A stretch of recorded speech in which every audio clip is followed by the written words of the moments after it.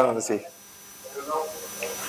Es que creo que este tema de Juárez, la vida de Juárez, creo que es un tema muy del CONEDEF, ¿no? Que le da mucha sustancia al CONEDEF. Y efectivamente vamos a dividir nuestra plática en dos secciones. ¿Qué les parece si empezamos con un perfil de Juárez, de Benito Juárez, que estamos en el mes de Juárez, ¿no? El 21 de marzo. Pero vamos a llegar a las leyes de reforma, que es lo que a nosotros como que nos compete mucho, y posteriormente charlaremos un poco sobre la intervención de Napoleón III de Francia aquí a México, ¿no? Y por qué México es como es hoy, y por qué parte de, vamos a decir, de esa historia que se vivió en el siglo XIX la estamos viviendo de alguna manera, o ya la hemos estado viviendo últimamente. En los últimos años se han repetido ciertos patrones políticos que México ya vivió en el siglo XIX. Pero, ¿qué les parece? Arrancamos de la independencia, ¿no? Vamos a arrancar en 1821. Teníamos como legado un ejército con fueros y privilegios, pero también no solamente el ejército, sino el clero también mexicano quedó con muchos fueros y privilegios. Prácticamente de ahí hasta el derrocamiento de Santana, en la rebelión de Ayutla del 54, podemos ver a un México básicamente dominado por estructuras eclesiales, clericales y militares, ¿no? Son básicamente lo que va definiendo la política y el perfil de nuestro país. A partir de 1821 se declara la independencia. De hecho, la Iglesia Católica no reconoce la independencia inmediatamente, la reconoce casi hasta el 36. O sea, imagínense nada más, ¿no? La Iglesia Católica todavía tuvo varias incursiones, ¿no? Entonces no dejaban pues lo que era pues un gran pastel en América Latina, que era México, ¿verdad? Bien, México era un país de todo tipo de carencias. La cuestión política, las constantes invasiones e intervenciones de las potencias no dejaron descansar y prosperar a México durante todo el siglo XIX, básicamente. Los fueros y privilegios del clero y del ejército, la fallida monarquía de Iturbide, recordarán ustedes que se declara emperador. Posteriormente Santana también tiene un intento de declararse emperador, pero a la mera hora se echa para atrás. Pero básicamente tenemos después de Iturbide lo más, vamos a decir, lo que más resalta en la primera mitad del siglo XIX es la dictadura de Santana, ¿no? Que iba de ideología en ideología.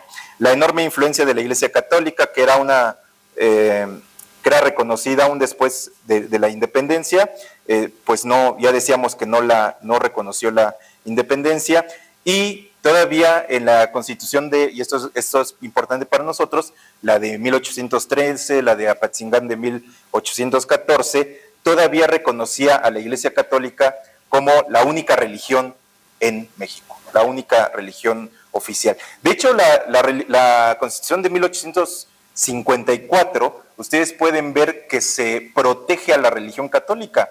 O sea, todavía la del 54 no estamos ya totalmente del otro lado. Simplemente se permite la libertad de cultos, pero nada más, ¿no? Es decir, todavía no es tan explícito hasta las leyes de reforma que consuma Benito Juárez después pues de la guerra de reforma, ¿no? Los mismos sentimientos de la nación de Morelos expresan lo mismo de la religión católica. Es más, aún en la Constitución del 57 decíamos ya que todavía se reconoce esta religión como única en México. Bien, entonces vamos hacia las leyes de reforma. Para el México del siglo XIX tenemos, después de la independencia, dos grandes ideologías, los centralistas y los liberales, ¿no? Y ahí casi inmediatamente, necesariamente entramos con las logias de la masonería, ¿no? Entran primeramente las logias centralistas con los escoceses, que vinieron a reforzar el ejército realista para combatir a los insurgentes. Ahí entran las primeras logias escocesas venidas de España, y posteriormente, un poquito después, por ahí por el 24, entran las logias yorquinas venidas de Estados Unidos. Entonces, en el México del primer siglo, de primera mitad del siglo XIX, se enfrenta a dos visiones de país, los centralistas y los liberales, los yorquinos y los escoceses, ¿no? Los yorquinos con ideas republicanas, apoyados por una ideología estadounidense que también aspiraba a tener como vecino pues a una república y no a una monarquía europea. Esto también se puede ver en este proceso que se le conoce como el Tratado Maclean-Ocampo, en tiempos del presidente James Buchanan, en el cual de alguna manera Juárez recibe el apoyo de Estados Unidos, no como lo está recibiendo Ucrania, ¿no? Con armas y misiles, sino con el reconocimiento de Juárez como gobierno legítimo, ¿no? Bien, ¿qué hay de Juárez? ¿Qué hay de Juárez? Bueno, pues como todos ustedes saben, nace un 21 de marzo de 1806, allí en Oaxaca, ¿verdad? Fue hijo de padres indios, zapotecas, Marcelino y Brígida, y bueno, pues al morir sus padres, mueren sus padres cuando él era todavía muy pequeño, y queda al cuidado del tío Bernardino. Y de ahí pues recordamos todas las leyendas que nos contaban en la primaria, ¿verdad? Que pues al final pues, no eran muy ciertas. Las de Juárez, recordarán ustedes esa imagen de Juárez con la flauta de Carrizo en la Laguna Encantada. Bueno, pues nada de esto es cierto. Lo que sí se documenta, porque lo dice Juárez en este documento que es muy importante, Apuntes para mis hijos, que es un escrito de puño y letra de Juárez, pues es que se le pierden 2 borreguitos, ¿no? Y de ahí pues sale a Guelatao, a casa de Antonio Maza, y con su hermana, que ya trabajaba como sirvienta en esta casa, con su hermana Josefa, que trabajaba allí como cocinera en casa de los Maza. Pero allí en 1819, allí en Oaxaca, conoce a Antonio Salanueva, un encuadernador de libros que investiga los hábitos de la Tercera Orden de San Francisco, y ahí es como por primera vez Juárez entra, por cierto, con la lectura de las epístolas del apóstol Pablo. Ahí los puede leer, y los lee en latín, el apóstol Pablo, porque finalmente Juárez conocía el latín, conocía el francés, conocía el inglés, hablaba zapoteca, hablaba castellano, o sea, era una eminencia. Sin embargo, en lo que se conoce como la Gran Década Nacional, se dice, los expertos en Juárez, que era el menos brillante de esa generación de liberales, ¿no? Que va de 1857 a 1867. Todos estos pues liberales tan brillantes como Melchor Ocampo, Santos de Gollado, Ignacio de la Llave, Ignacio Comonfort, ¿no? Que pues, por cierto le deja la presidencia a Juárez. Dicen que porque la mamá era muy católica, y bueno, pues hace que reniegue de la Constitución del 57, y pues como mamá era muy católica, pues tiene que renunciar a la presidencia, ya cuando Juárez era ministro de la Corte. Algo interesante también, pues estamos en un proceso de que los ministros de la Corte van a ser elegidos por elección popular, ¿no? Y que esto causó mucha controversia. En el siglo XIX eran elegidos por el voto popular, aunque era un voto indirecto. El voto era muy similar al que hoy está en Estados Unidos, donde se maneja un voto indirecto por el colegio electoral, pero la cosa es que se elegía a los ministros de la Corte por voto popular, también en el siglo XIX.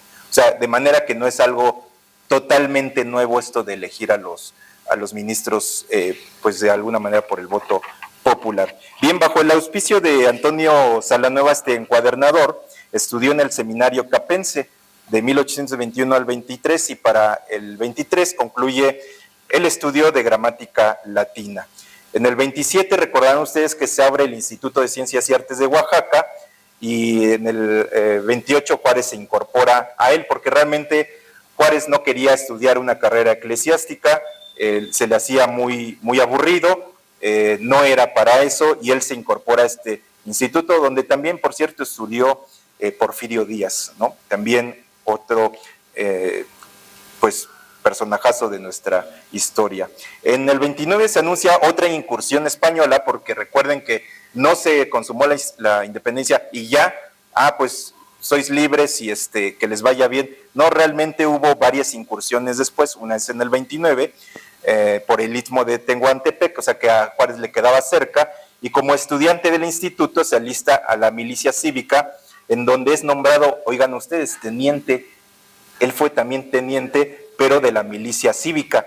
O sea, estos detallitos son poco conocidos de Juárez, ¿no? En el 31 ejerce sus prácticas profesionales en el bufete jurídico de Tiburcio Cañas, todavía no se había titulado, pero ya comienza su carrera política en el 31, primero es regidor del ayuntamiento ahí en la capital de Oaxaca, en el 32 es ministro interino de la Suprema Corte de Justicia del Estado. Juárez realmente sale de Oaxaca ya a los 40 años, o sea, no sale inmediatamente, ya sale ya pasados los años, pues gigante de la política. Y digo gigante porque hay una paradoja, ¿no? Juárez medía, por cierto, 1.50 de estatura, él medía 1.50, imagínense, pero era el comandante que logró de alguna manera reunir a todas esas figuras tan grandes de liberales que hicieron la gran década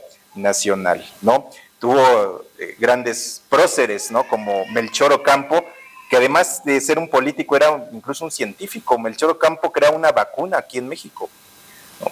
Es autor de esta famosa epístola, ¿se acordarán ustedes? La epístola de Melchor Ocampo, que ya creo que ya no se lee, ¿no? Ya creo que ya no se lee, y bueno, pues ya las nuevas generaciones no conocen este principio, ¿no? En el 32 es ministro interino, decíamos, de la Suprema Corte de Justicia.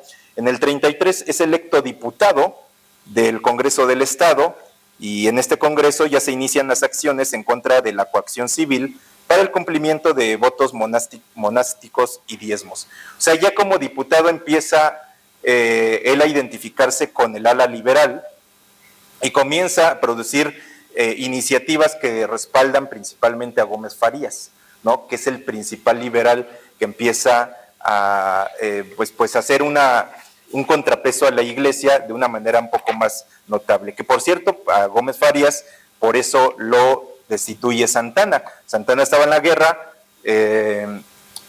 deja como encargado, pues era vicepresidente del despacho a Gómez Farías, pero Gómez Farías comienza esta serie de reformas que perjudican, entre comillas, a la Iglesia Católica, y bueno, pues cuando regresa Santana de la guerra, pues lo destituye e incluso, bueno, pues lo exilia. Que se acordarán ustedes, por cierto, que Mariano Riva Palacio es uno de los abogados nada menos que de Maximiliano, ¿no? Que defiende a Maximiliano, se le asigna. Y Vicente, el hijo, es el que compone, esos son datos curiosos, ¿no? Es el que compone el famoso Adiós Mamá Carlota, ¿no? Cuando Carlota ya se marcha del país, se marcha para nunca más regresar a México y dejar en la soledad a Maximiliano de Habsburgo. Pero es parte B, ¿no? La intervención francesa está re bonita, hermanos. O sea, el heroísmo de la República itinerante, ¿no? Que llegan hasta Ciudad Juárez porque pues son perseguidos por el ejército entonces más poderoso del mundo, que era el ejército de Napoleón III. El ejército más poderoso del mundo se le venció aquí en México, ¿no? Y eso sí, retiemble en su centro la tierra. Por cierto, Juárez sí quiso cambiar él hizo algunos intentos por cambiar el himno nacional, pero ya el santanismo estaba muy arraigado también. Miren que hoy la imagen de Santana en el país es una imagen muy negativa. Pero si vemos los periódicos, las opiniones de la primera parte del siglo XIX, Santana era un héroe. Vemos los periódicos vemos opiniones de periodistas del siglo XIX en Estados Unidos, y Santana tenía una gran popularidad, y en parte tenía una, que es todo un tema, hablar de Santana, tenía una gran popularidad porque era un profundo antiesclavista. Y precisamente algo que el gobierno de Estados Unidos en el siglo XIX tuvo en contra de México era el antiesclavismo. Estados Unidos, de hecho, todavía no se les desarraiga esto de que los mexicanos son los esclavos, ¿no? O sea, todavía en el siglo XXI, todavía no dejan del todo el hecho de que el mexicano es el esclavo todavía no lo abandonan del todo. Ahora retrocedamos al siglo XIX y era demasiado arraigado. Pero donde iba Santana, ¿verdad? Por donde iba Santana, él solía liberar esclavos, de hecho, ¿no? Tenía mucha simpatía porque liberó muchos esclavos, y bueno, es un personajazo. Santana, yo digo que sea una perita en dulce, ¿no? Era bastante especial Santana, pero hay que contextualizar también su vida, ¿no? Bien, en el 34 entonces sí, Juárez se gradúa de abogado en el Instituto de Ciencias y Artes de Oaxaca, y en este mismo año es nombrado ministro interino. Atiende a los vecinos de Loxicha por los excesos en cobros del cura local, y ahí empieza a formarse como abogado, defendiendo a una comunidad de los abusos del sacerdote local, ¿no? En el 41 es nombrado juez de primera instancia en el ramo civil y de Hacienda de la capital del estado. En el 43 se casa con Margarita Maza en la iglesia de San Felipe de Neri. Juárez era católico, no era un antirreligioso, no era un ateo, no, juraban, todavía la Constitución del 57 se juró en una Biblia y se juró de rodillas en nombre de Dios, ¿no? O sea, no eran ningunos ateos como hoy se quiere hacer ver, no. Él se casa en la iglesia de San Felipe de Neri, en Oaxaca. Juárez era 20 años mayor que Margarita, procrea 12 hijos, 9 mujeres y 3 varones, 4 de ellos mueren a muy temprana edad, y uno de ellos a los 7 años fallece cuando precisamente pues, estaba en Estados Unidos. Juárez no, sino el hijo. En el 44 es secretario de Gobierno del Estado y después fiscal del Tribunal Superior de Justicia.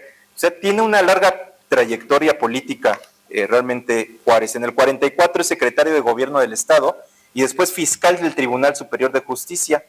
Recordemos que fueron los años de intervencionismo de Estados Unidos del 46 al 47, pero ya James Polk, James Buchanan, ya le habían echado el ojo desde Monroe, ya le habían echado el ojo a la parte norte, ¿no?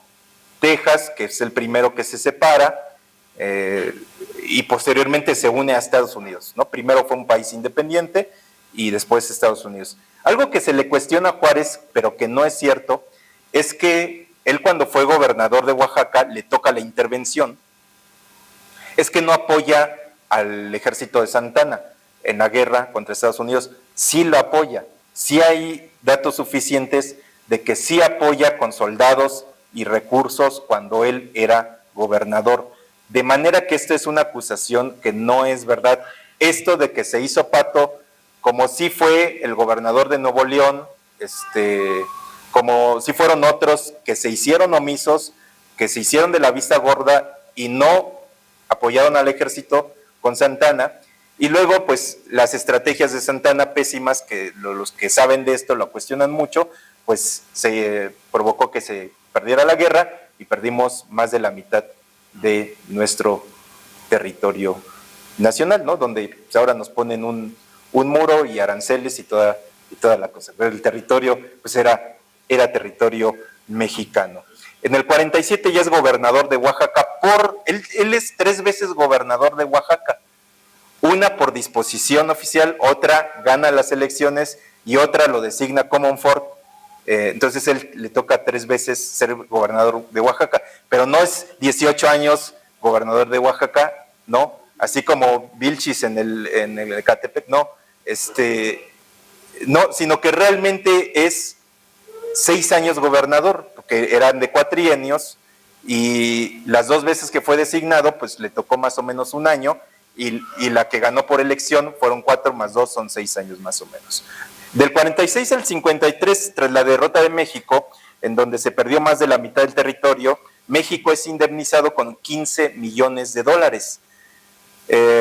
Aprendido en Ixtlán durante un litigio y recluido en Jalapa y en San Juan de Ulúa, es expulsado del país por Santana, reside unos meses en La Habana y luego se traslada a Nueva Orleans. Ustedes saben que torcía tabaco, ¿no? Era torcedor de tabaco.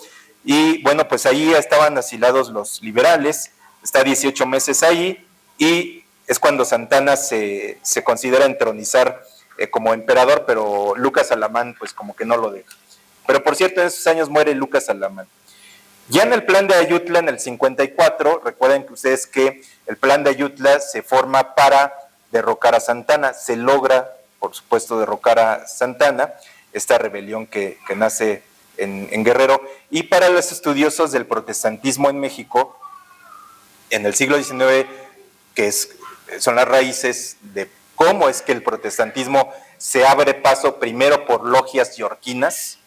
Los primeros protestantes fueron masones yorquinos, fueron los primeros pastores que incursionaron, y posteriormente ya más abiertamente después de las leyes de reforma, pero ya Juárez había muerto en el 72 y Lerdo de Tejada, pues es como le da paso abierto a pues las iglesias protestantes, ¿no? Juárez tenía simpatías con el protestantismo, muchas, bastante. Él aspiraba que las iglesias protestantes llegaran a las zonas principalmente indígenas, porque él decía, los protestantes al menos los ponen a leer, es una religión en donde las personas tienen que documentarse. En cambio, en la religión católica gastan sus ahorros, decía, en la compra de cirios para ponerle a los santos. O sea, Juárez tenía simpatías con el protestantismo, sí, pero le tocó un momento muy difícil en donde no fue posible en que ya el protestantismo entrara de lleno a nuestro país, que fue gradual, ¿no? Que también sería bueno estudiar esta parte de cómo fue ingresando, ¿verdad?, el protestantismo en nuestro país. Bien, Melchor Ocampo en el 54, hermanos, inicia las reformas similares, muy similares a las de Juárez. En el 55 lo llama Comonfort, él está en Estados Unidos, llega a Acapulco y ahí sucede algo muy interesante que nos habla del carácter de Juárez. Un carácter totalmente de dignidad, de determinación, pero vean ustedes, cuando lo llama Comonfort, él llega a Acapulco y se pone a la orden de Diego Álvarez. Y escuche usted esta frase. Llega Juárez y le dice, sabiendo que aquí se pelea por la libertad, he venido a ver en qué puedo ser útil. Nada más. Álvarez lo presenta con su padre, quien al saber que sabía leer y escribir, lo utiliza como secretario hasta que se entera que Benito Juárez había sido el gobernador de Oaxaca. Pero él era un simple escribiente y se entera porque le lleva una correspondencia a Juárez y le dice, ¿usted es Benito Juárez, el que fue gobernador de Oaxaca y que el que fue? Sí. Ajá. ¿Y por qué no me había dicho? ¿Por qué no me había informado? ¿Qué tiene de particular? Y Juárez estaba vestido prácticamente en harapos y unas sandalias. Así como cuando estuvo en Paso del Norte, que incluso la sociedad, o en San Luis Potosí, donde la sociedad de damas le tiene que comprar zapatos, porque tenía 6 meses que no cobraba su sueldo. De Juárez no se conoce las casas en Miami, las cuentas en Madrid, todo esto no existe en Juárez. Existe una casita muy sencilla en Oaxaca y eso es lo único que tuvo Juárez como político. ¿Sí? ¿Sí? Como López Obrador en no, o sea, no se escucha de las mansiones en Madrid, en Francia, ¿verdad? Esta la de liberales, bueno, decía Guillermo Prieto, porque le decían, bueno, tú no has cobrado en no sé cuántos meses, no había cobrado una sola quincena. Y dice Guillermo Prieto, a la patria se le sirve, no se le cobra. O sea, eran grandes personajes, grandes próceres con una profunda convicción liberal, ¿verdad? Les toca, alguna vez, hay una referencia que Juárez menciona el capítulo 11 de Hebreos, yo no sé si sea verdad eso, cuando lo va persiguiendo Miramón, y que huye a caballo, como un jockey, ¿no? Porque podía ser un jockey, con 1.50 de estatura y unos 45 kilos de peso, pues podría ser perfectamente. Y algunos señalan que se acuerda del capítulo 11 de Hebreos cuando dice perseguidos, ¿no? Ajá. Entonces, puede ser, pero la realidad es que no sabría yo si esto fue así o no. Bueno, las leyes de reforma, mis hermanos, las leyes de reforma fueron un conjunto de normas jurídicas promulgadas entre el 55 y el 63 en México. El objetivo principal era separar la Iglesia y el Estado. ¿Por qué creen, hermanos? Porque la Iglesia financiaba entonces las guerras en contra de los liberales. Una vez que se logró cuajar de alguna manera la desamortización de los bienes del clero, el ejército conservador tuvo menos recursos para combatir y fue como el ejército liberal fue ganando cada vez más batallas. Entonces, en el 59 Juárez, en medio de una sangrienta guerra civil, la guerra de reforma, decreta las leyes de reforma que se diferencian de la Constitución del 57. Bien, ¿quién se sabe una de las leyes de reforma? Que no sea el presidente Juan, ¿no?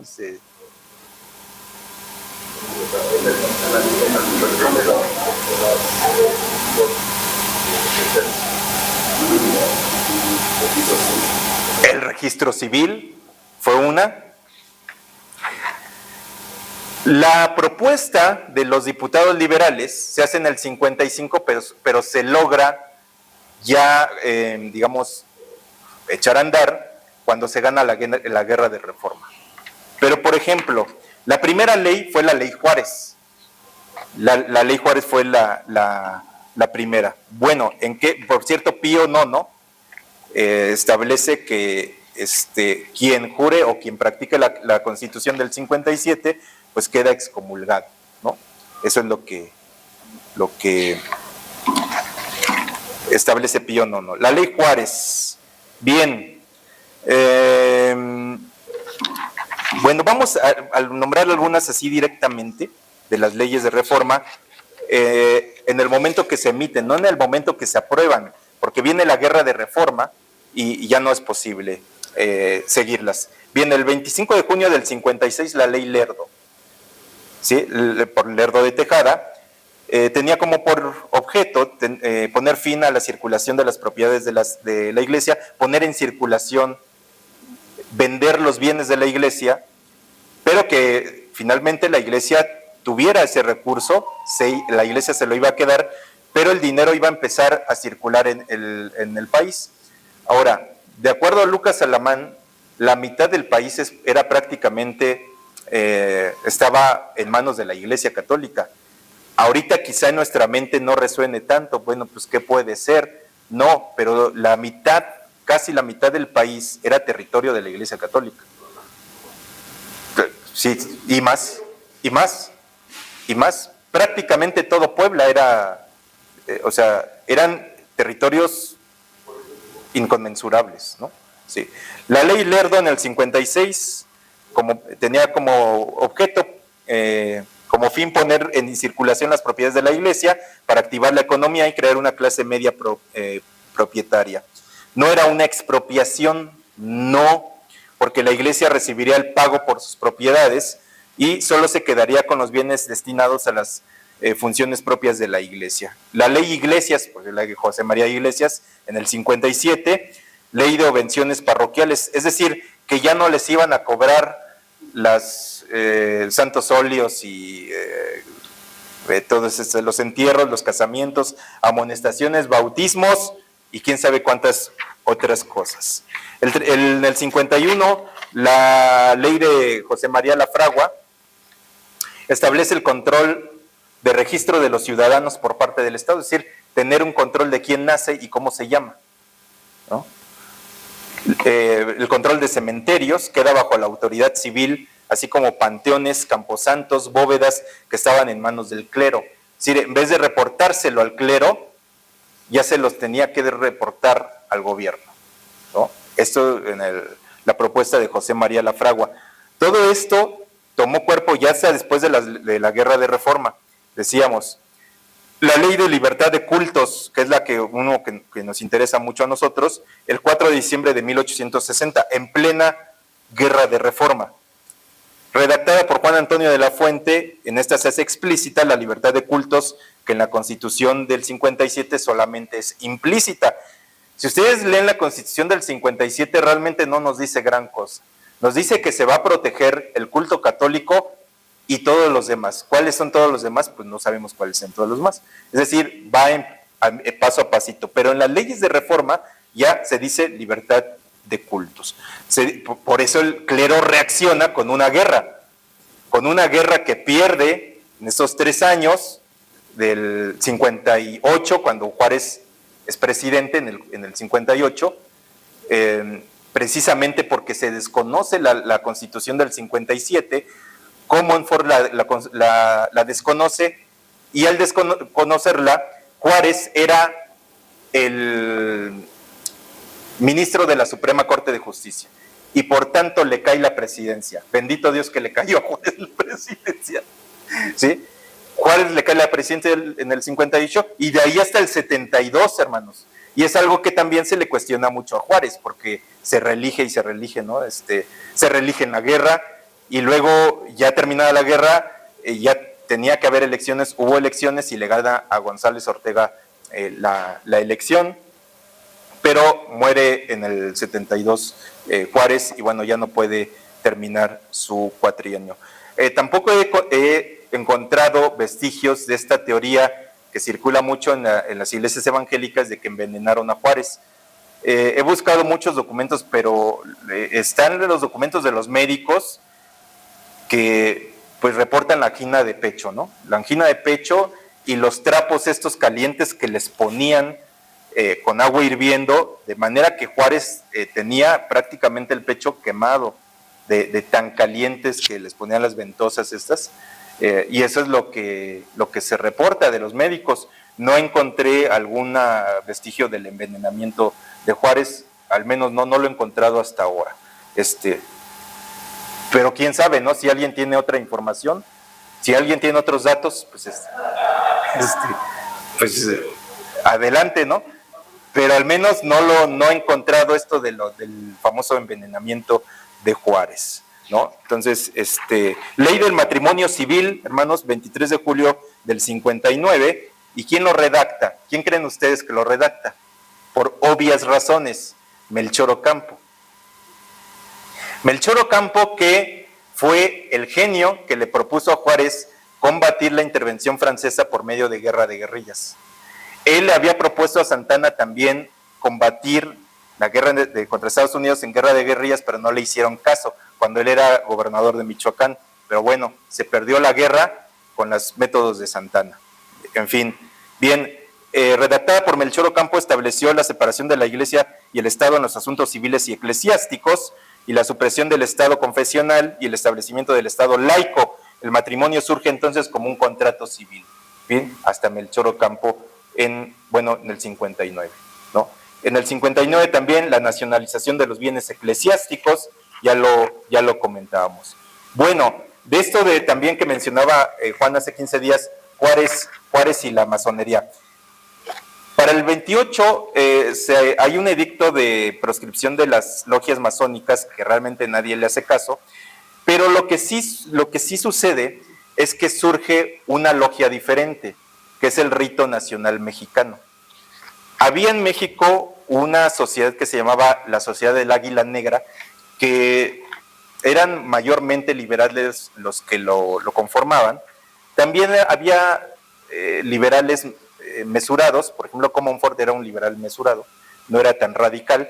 Juárez sí es radical, de hecho, Juárez se inconforma con Comonfort porque quería desconocer la Constitución del 57.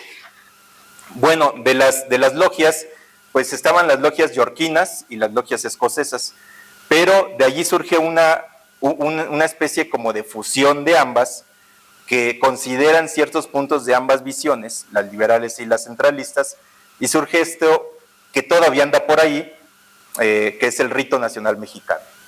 Se cambian ciertas formas del rito nacional mexicano, por ejemplo, cuando se abre la sesión en la logia escocesa o en la yorquina, se abría diciendo para la gran gloria para la gloria del gran arquitecto del universo, y se abrían los trabajos dentro de la logia masónica.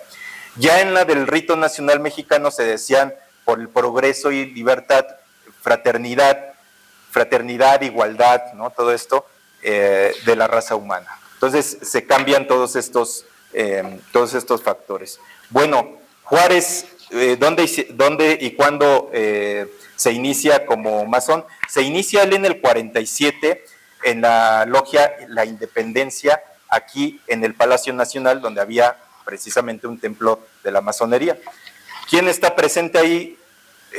Gómez Farías, Lerdo de Tejada, y Juárez sí se convierte en una especie de gran comendador de la logia. Primero es grado 1 y llega hasta el grado 9, que es el máximo grado en la logia esta del rito nacional mexicano, ¿no? Y bueno, esta primera parte pues inicia con, termina más bien con las leyes de reforma, con la consumación de las leyes de reforma del 58, que Juárez toma posesión, por cierto, en Guanajuato, porque la Ciudad de México ya estaba sitiada por Zuloaga, que fue una especie de presidente allí, pues él decía que era presidente, pues, ¿no? Zuloaga, Miramón, todos ellos. Y Juárez, pues, va primero a Guanajuato, donde ahí toma posesión, luego va a Guadalajara, donde le salvan la vida, Guillermo Prieto, con esta frase famosa, se acordarán de los valientes no asesinan, se va a Veracruz. Todo el 59 fue prácticamente de los conservadores, pero luego se va nivelando las cosas con la desamortización de los bienes del clero, y entonces van teniendo menos recursos. Cuando pierden la guerra es cuando José María Gutiérrez de Estrada y otros, como el mismo hijo de Morelos, Juan Nepomuceno, acuden a Napoleón III para la intervención francesa, que esta ya será la parte B, ¿no? ¿Qué pasó con la intervención francesa? Y vamos a contestar si es cierto esto de que Juárez quería vender al país con el Maclean Ocampo y todo esto, ¿no? Que le toca en tiempos del presidente Buchanan. No es cierto, Juárez no quería vender al país, fue un tratado, fue un intento de tratado que nunca se firma, y como decía el autor Fuentes Mares, Dios era juarista. Dios era juarista. Y sí, mis hermanos, y bueno, la verdad es que viva Juárez, ¿no? Viva Juárez, y ojalá algún día regresemos al hemiciclo a Juárez, y a ver qué opinas, Juan. A ver. Ojalá algún día regresemos al hemiciclo a Juárez, allí con los masones yorquinos y del rito nacional mexicano, que son los que celebran ahí el 21 de marzo a don Benito Juárez García. Pero bueno, aquí la primera parte de la vida y obra de Benito Juárez. Dios les bendiga.